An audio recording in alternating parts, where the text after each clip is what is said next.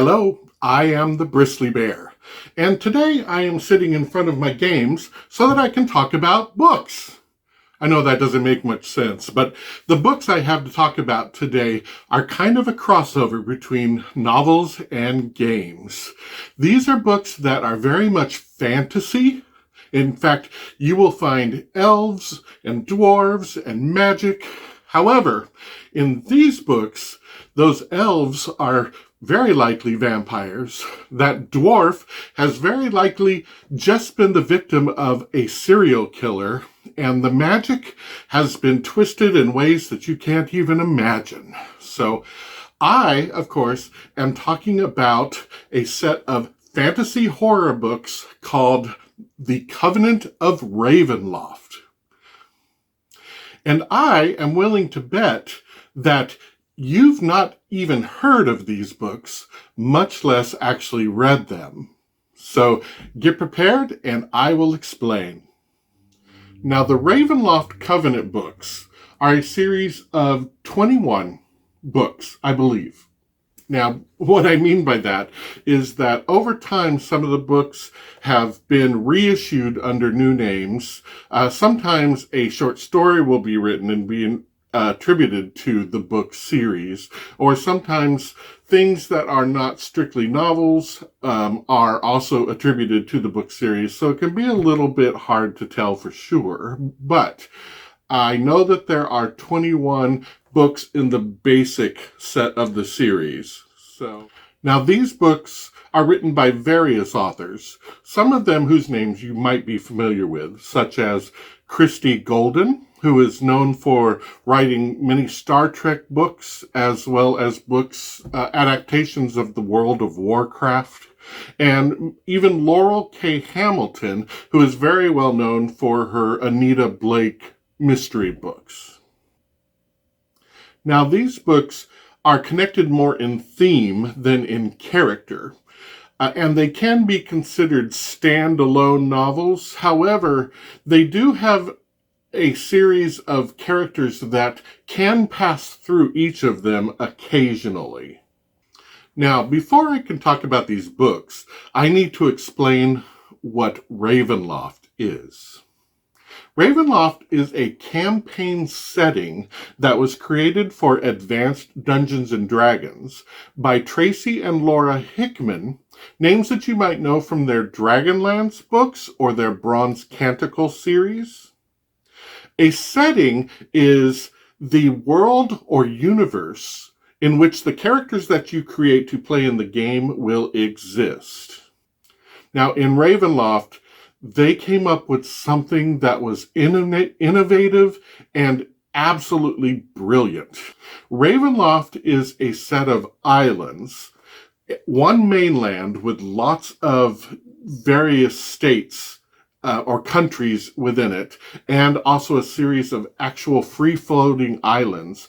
But these islands aren't in water, they are in mists. These mists are semi-sentient. It's never fully explained, but they seem to have a purpose, they seem to have a drive, and they have almost unparalleled abilities to do almost godlike things. These mists can create entire countries or new islands overnight, fully populated with people and who believe that they have always been there. They also have the very ominous power of being able to reach into any other universe. In other words, any other game setting that was ever created. And in some examples have even reached into our own Earth's past. And what they can do is take from those other universes anything that they want, whether it be people, objects, entire towns or cities. These things will simply disappear into the mists overnight. And back in the demi-plane of dread, in other words, inside the mists, it can create entire lands. And these lands are not just for the people that live there, but they are made for one specific person. And that person is called the Lord of that domain. And the reason that it's created for them is because typically they are extremely evil people, or people who have done extremely horrible, despicable acts that have attracted the mist's attention, and the mist will reach out and grab them and take them and create a domain fully peopled and with full cities and religions, etc. for them. However, this land is also that Lord's prison. They can never leave it. And beyond just being their prison, you get some inkling into maybe what the mists are about, because they spend the rest of eternity torturing this Lord with whatever event or thing is most abhorrent to them. For example, in one of them, a certain vampire has become a vampire when he accidentally caused the death of the one woman that he really loved. And so now the mists are eternally resurrecting that person so that he can fall in love with her again, only to once more have her lost to a series of events that he cannot stop. Now, these books tell the stories of current inhabitants of Ravenloft, or they might be telling the stories of people from other universes that are going to be taken into Ravenloft. In some cases, the stories focus on the Lord of that land, telling the story of either how they became a lord and what they did to cause that creation, or how they're simply dealing with being a lord within this prison that has been created for them. But not in all cases. It can also just be focusing on normal everyday people that live within that land and how they are also dealing with the horrors of what is going on around them. Now, these stories are incredibly varied as the lands that they are taking place in. Some common themes for them might be a very medieval Germany setting, or perhaps a Renaissance France setting, or very much a Victorian England setting, which was very common to the Gothic horror genre. And they are heavily influenced by Gothic stories that we know, such as Dracula, Frankenstein, Dr. Jekyll and Mr. Hyde, or even poets or storytellers like Edgar Allan Poe and his Masque of the Red Death, or Murders of the Rue Morgue, for instance. Now, these books are done by various authors, so the writing is not completely consistent, and there is a lot of controversy about which are the best books in the series. There are books that people absolutely adore and love from this series that other people just absolutely hate and think are the worst ones of the series. There are a few that are generally considered the best of the series. Such as I, Strahd, which is the story of Strahd von Zarovich, which was the original lord created in Ravenloft, and he is very much taken from the Dracula stories of vampires. And there is another book called Vampires in the Mist, which features around an elf from the very sunny land of Kryn, another setting for Dungeons & Dragons, who is also a vampire and gets taken to the domain that Strahd is the lord of. However, I do have my favorites, and I'm going to give you some examples of them and explain something of what the plot is in those stories.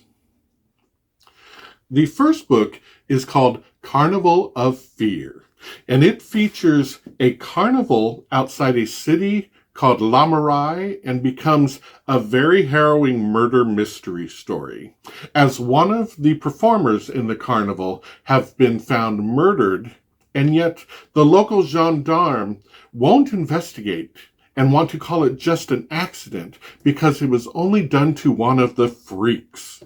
So that leaves the other carnies to investigate when suddenly they find a couple more of their friends murdered horribly.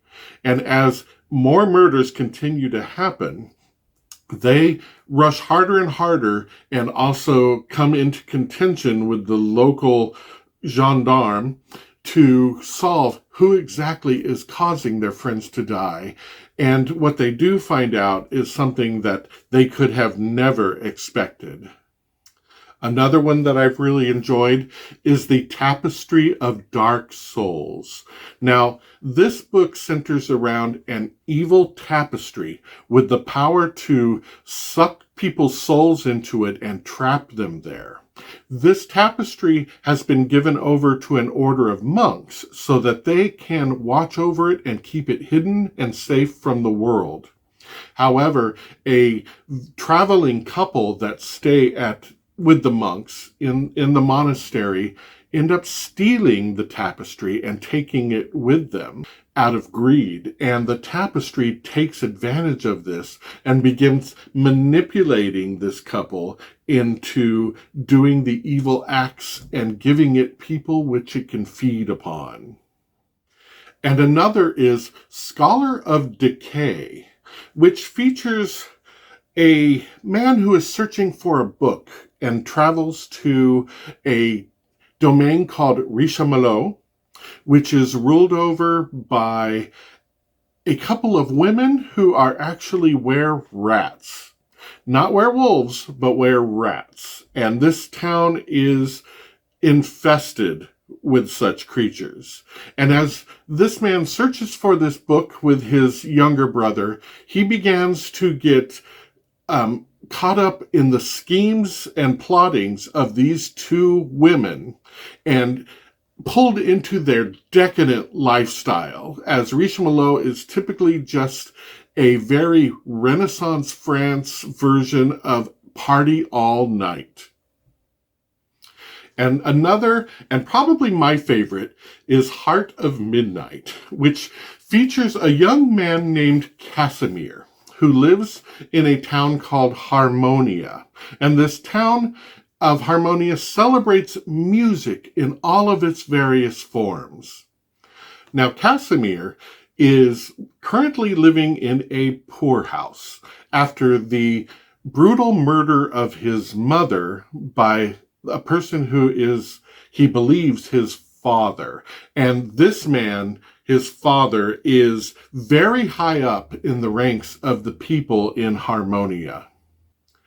And Casimir sets out to become Meistersinger of Harmonia, which is a title given to the person who wins the best performance contest that is held annually in the city. He, of course, hopes to get this position and plans to use it to take revenge on the person who killed his mother, the man he believes is his father. However, his plans bring him under the attention of the secret lord of this domain, a man named Harkon Lucas, who is also an extremely powerful werewolf. So, as you can see, there is a lot of variety to these novels. You're not going to be stuck in one stodgy setting, that's for sure. And the world building in these stories is immense. And if you don't want to just soak in the world building from the novels alone, you can check out all of the materials that were printed for the actual Ravenloft setting for Advanced Dungeons and Dragons.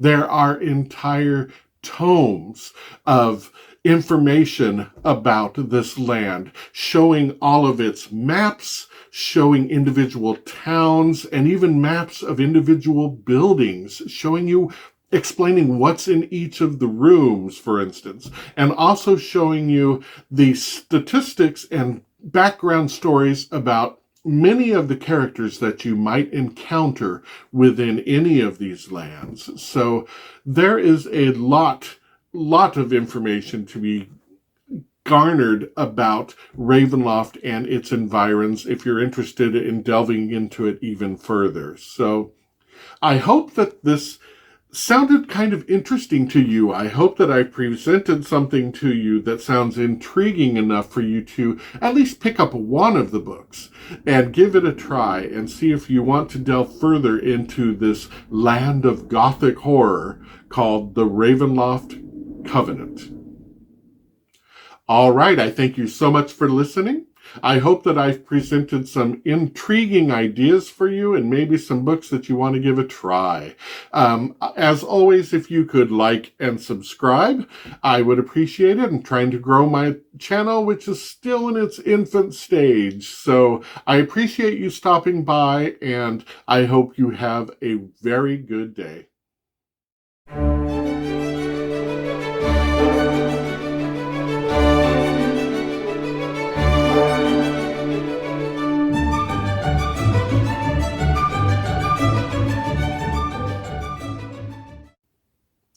And these stories are incredibly varied as the lands that they could be taking in place.